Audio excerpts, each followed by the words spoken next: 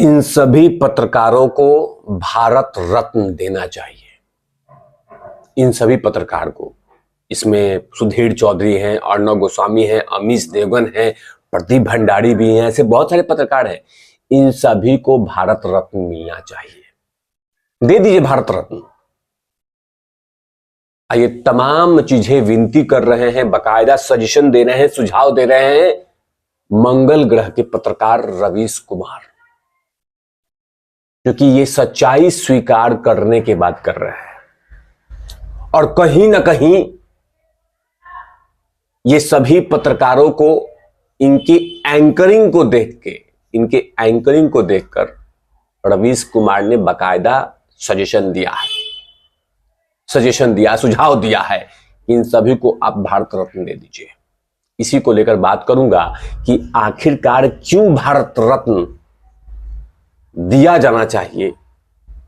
इसी को लेकर बात करूंगा। चिपक कर देखिएगा, वीडियोस को जमकर शेयर कर दीजिएगा।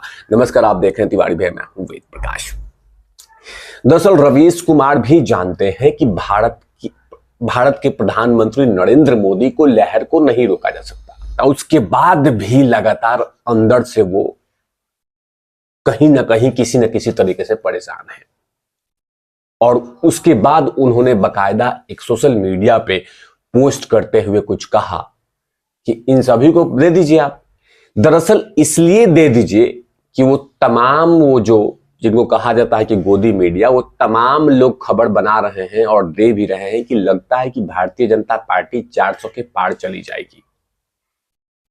और वो अपने मन से 400 पार नहीं बोल रहे हैं। जितने भी पत्रकार हैं जिनको कहा जाता है गोदी मीडिया, वो अपने मन से नहीं बोल रहे हैं। भाजपा के नेताओं के बयान को बना रहे हैं हेडलाइंस में, या उस पर विवेचन कर रहे हैं, विश्लेषण कर रहे हैं, स्टोरी बना रहे हैं, खबरें बना रहे हैं, उस तमाम चीजें कर रहे हैं। भाजपा के नेताओं का, नरेंद्र मोदी जी का, अमित शाह का, ये तमाम लोग के बयानों को निचोड़ विश्लेषण, ये तमाम चीजें वो अपने अपने चैनल पे चला रहे हैं।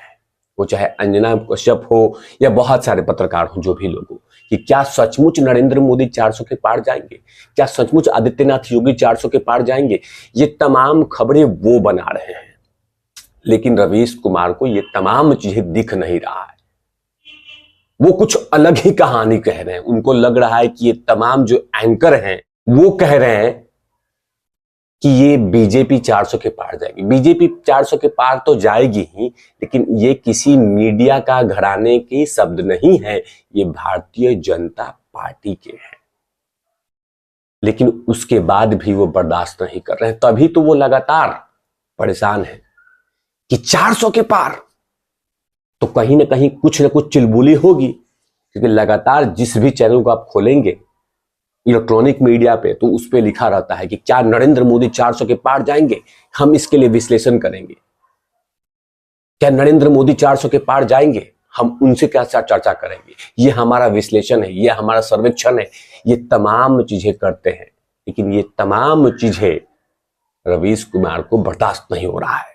तभी तो उन्होंने बोल दिया है सोशल मीडिया पे। जो सोशल मीडिया पे बातें कही है वो बतलाना बेहद आवश्यक है। उसके बाद गहन चर्चा होगी इसी पे। लगे हाथ गोदी मीडिया के मालिकों या उनसे पहले एंकरों को भी भारत रत्न मिल जाना चाहिए। 400 सीटें भारत रत्न के भरोसे आ रही है, तब तो एक पोस्ट भारत रत्न सर्वे होना चाहिए। सीटें 543 हो जाएंगी। अगर आपको भारत रत्न चाहिए तो मांगने का यह सही मौका है। राजभर जी थोड़ा जोर लगा दीजिए, आपको भी मिल सकता है। मतलब 5 लोग को नरेंद्र मोदी जी ने, 5 महान व्यक्तियों को भारत रत्न दिया जा रहा है, उससे भी कहीं ना कहीं उनको अंदर ही अंदर जलन हो रहा है। क्योंकि बहुत लगभग 5-4 सालों से कभी किसी को भारत रत्न नहीं दिया गया है।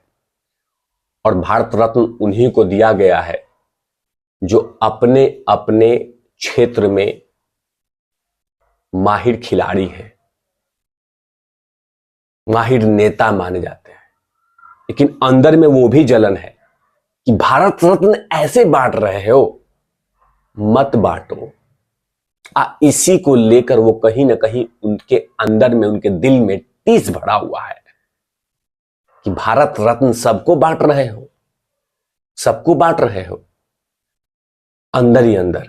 और उनको लग रहा है कि भारत रत्न देने से नरेंद्र मोदी जीतेंगे। तो उनको लग रहा है कि भारत रत्न जो दिया जा रहा है उसके बदौलत नरेंद्र मोदी चुनाव जीत जाएंगे। लेकिन उनको, रवीश कुमार को पता नहीं है कि इससे पहले ही नरेंद्र मोदी की सरकार ने टारगेट कर रखा है कि 400 के पार, 400 के पार, 400 के पार। लेकिन हां, कहीं ना कहीं टोंट करना है, कहीं ना कहीं क्वेश्चन करना है। तभी तो कहा जा रहा है कि भारत रत्न के भरोसे नरेंद्र मोदी 543 भी जीत सकते हैं। खूब बांटिए आप जलन, जलन। आज जो गोदी मीडिया कहा जाता है, वो अपने मनगढ़ंत कहानी नहीं रच रहे हैं कि नरेंद्र मोदी 400 के पार जाएंगे। 400 के पार जाने का स्टेटमेंट भर भारतीय जनता पार्टी के नेताओं का है। उनके ब्लड में डाल दिए गए हैं कि 24 का चुनाव होगा तो 400 के पार जाना है, मेहनत कीजिए, लगातार कहा जा रहा है। लेकिन ये चीजें, ये स्टेटमेंट बर्दाश्त नहीं कर रहे हैं रवीश कुमार। तभी तो ये लगातार कह रहे हैं कि काम करो, एंकरों को भी दे दो और चैनल के मालिकों को भी दे दो। नरेंद्र मोदी जो बोल रहे हैं वो उससे कहीं ना कहीं अपने समर्थकों को जोश की हवा भर रहे हैं। और हमेशा से भारतीय जनता पार्टी के नेताओं ने, वो चाहे कोई भी विधानसभा क्षेत्र का चुनाव हो, उसमें ऐसे ही स्टेटमेंट देती है ताकि हौसला बुलंद रहे। अगर मान लीजिए 400 नहीं भी आया तो 370 आ गया, 380 आ गया, लेकिन आया तो प्रचंड बहुमत तो आया। लेकिन जलन हो रही है कि आपने ऐसा स्टेटमेंट दिया कैसे। और जलन हो रहा है वो तमाम चैनलों को देखकर कि बार बार 400 के पार, 400 के पार, 400 के पार, 400 के पार, ये एंकरिंग क्यों कर रहे हो। जाहिर सी बात है, नरेंद्र मोदी का स्टेटमेंट है, उस पर सर्वेक्षण तो होना चाहिए ना। अब वही सर्वेक्षण कर रहे हैं, लेकिन यही चीजें रवीश बर्दाश्त नहीं कर रहे हैं। रवीश कुमार जानते भी हैं कि नरेंद्र मोदी का अभी फिलहाल के लिए कोई काट नहीं है। हालांकि रवीश कुमार सोचते होंगे कि राहुल गांधी प्रधानमंत्री बन सकते हैं, लेकिन सच ये नहीं है, हकीकत नहीं है। कांग्रेस के नेता भी जानते हैं राहुल गांधी नरेंद्र मोदी को फिलहाल अभी तक टक्कर नहीं दे सकते हैं। और कहीं ना कहीं वो स्टेटमेंट से परेशान है रवीश कुमार, जिसमें कहीं ना कहीं 40 से 45 सीटें पूरे भारत में कांग्रेस को दिखा रही है। और लगातार नरेंद्र मोदी की प्लानिंग, इंडिया गठबंधन को तोड़ना, वो कहीं ना कहीं ये साबित करता है कि अब पूरी तरह से मैच हार चुके हैं। वैसे तो मैच पहले ही से हार चुके थे, लेकिन अब तो एकदम बकायदा मार्बल पे लिखवा के, डंके की चोट पे बकायदा एकदम 100% हो चुका है। ये कांग्रेस के नेता भी मानते हैं, लेकिन रवीश कुमार नहीं मान रहे हैं। हालांकि मैं नरेंद्र मोदी से कहूंगा कि एक बार रवीश कुमार जी की बात मान लीजिए, किसी चैनल के एक मालिक को या एंकर को भी भारत रत्न दे ही दीजिए, ताकि ये दिल से इनका मतलब ये सुकून से रहें। वरना इनके अंदर में वैसे ही तमाम गुबार उछलता रहेगा।